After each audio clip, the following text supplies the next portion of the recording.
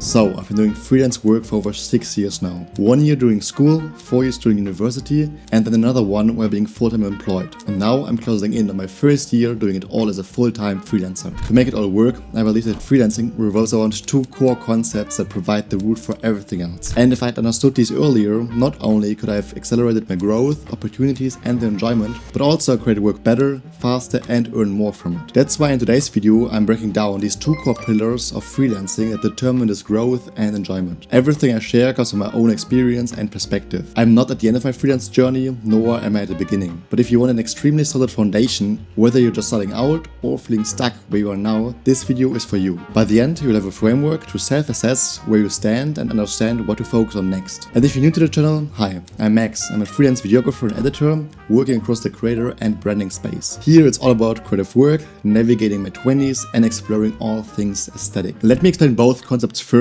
and then go over the balance of having both and synergy afterwards.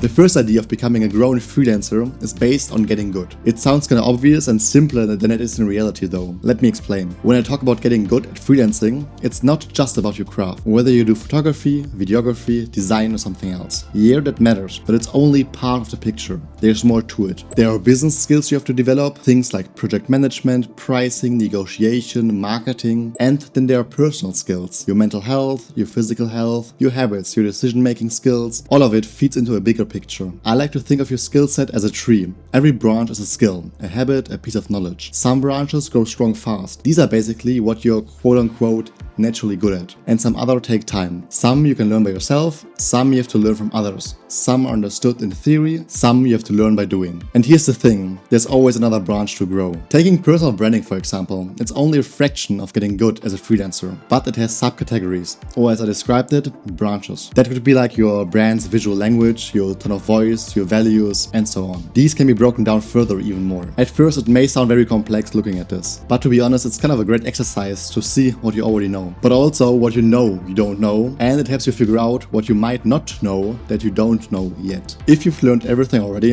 life and the whole process of freelancing and getting good would be kinda boring. That's also said, continuous improvement therefore isn't optional, it's the only path forward. Early in my journey I focused almost entirely on skill. I worked on my portfolio, on perfecting what I could show. And yes, some of my work looked solid, and I knew a lot in theory, but new client projects weren't coming in. Clients weren't reaching out. I knew a lot, but I couldn't apply it, so I realized something was missing. That's why I want to emphasize the learning perspective of all skills, not just the technical skills at hand. You need to approach your work as discovery, as experimentation, as reflection. In my first 6 months of freelancing full-time, I then truly realized how important to consider it all is. I noticed patterns among other freelancers too.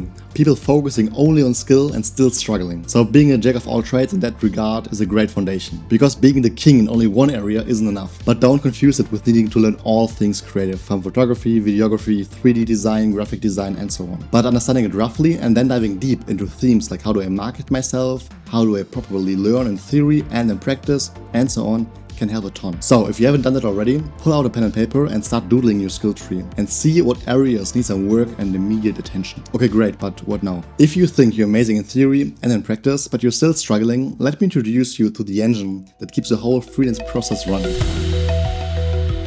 Here's the thing about success in freelancing. It's not just about what you know, it's who knows you. Freelancing can't be done in a vacuum. It's who knows your work, who knows what you bring to the table, and ultimately, who gives you money in exchange for something. That's where a lot of people get stuck. There's a common misconception in sales that I want to use to illustrate this point. Often when people create products or service, they believe that if the product is better than the rest, people will naturally come and buy it. However, that's an illusion. If nobody knows you exist, how would they buy from you? To illustrate this point even further, success often comes down to who knows about you, even if you're not the absolute best. It's about demand and supply and the leverage that comes from it. Even if you feel like you don't have much skill yet and think what you can provide is insufficient, the key is choosing the right people who know you and the right context in which they know you. As an example, let's say you sell water in a city. It's probably very hard to sell a commodity that isn't much different in quality from everyone else's, but if you're the only one selling water in a desert, you will be in an extremely high demand. If people know about you, you can think of it this way. Either be the first one to do something or be the best one to do something. There's no real benefit to being the second cheapest. So competing on being the lowest on price should never be your strategy. Another useful way to think about pricing is that clients can usually only have two out of these three things: cheap, fast, and good. Take a second to think about it. Either you're fast and cheap, but not good. Not ideal, but maybe an acceptable starting point. Cheap and good,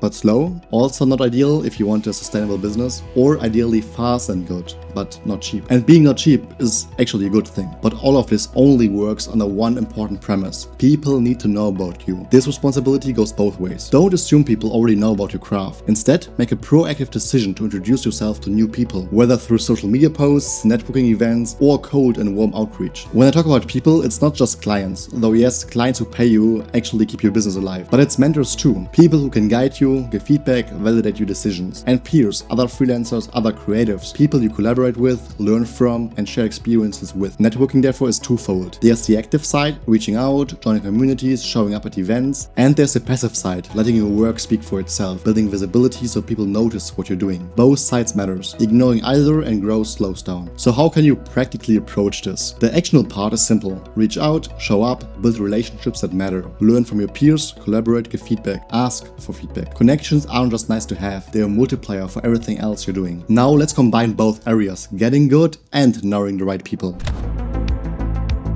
Let's take a second to look at this the other way around. Being good at your craft without connecting with people doesn't get you very far. You're almost invisible and opportunities are limited because simply not many people know you exist. This can get very lonely. On the flip side, knowing the right people without actually having the skills doesn't last either. You might get the first opportunity through connection, but if the work doesn't hold up, the opportunity rarely turns into a second. In freelancing, your reputation is built project by project, and once trust is broken, it's difficult to rebuild. But when both come together, something interesting happens. When you do great work with a great process, people remember it. They recommend you, bring you into new projects, or mention your name when somebody asks for help. That's where relationships start compounding the value of your skill. At the same time, those opportunities push your abilities forward. Every project comes with new challenges, different expectations, industries, or problems to solve. And this real-world experience develops your skill far faster than practicing in isolation. So the two pillars start reinforcing each other. Better skill leads to better work. Better work strengthens your reputation. And a strong reputation leads to better opportunities. Over time, that loop compounds. But what if you're doing all of these things already and you still feel stuck? And how do you figure out where you stand? I like to break it down into a simple framework. First, diagnose. Are you feeling stressed, stagnant, or underwhelmed? That's a sign that one of your pillars needs attention. Second, break it down. As I mentioned earlier, treat each pillar like a tree. Which branches are weak? What skill needs work? Which connections need nurturing? Where can you expand on? Then, take action. On the getting good side, learn, practice, refine. Take care of yourself. On the knowing people side, reach out, show up, build relationships that actually matter. And finally, iterate continuously. These areas don't grow once and then stop. If you want to grow, you need to work on them. The beauty of this framework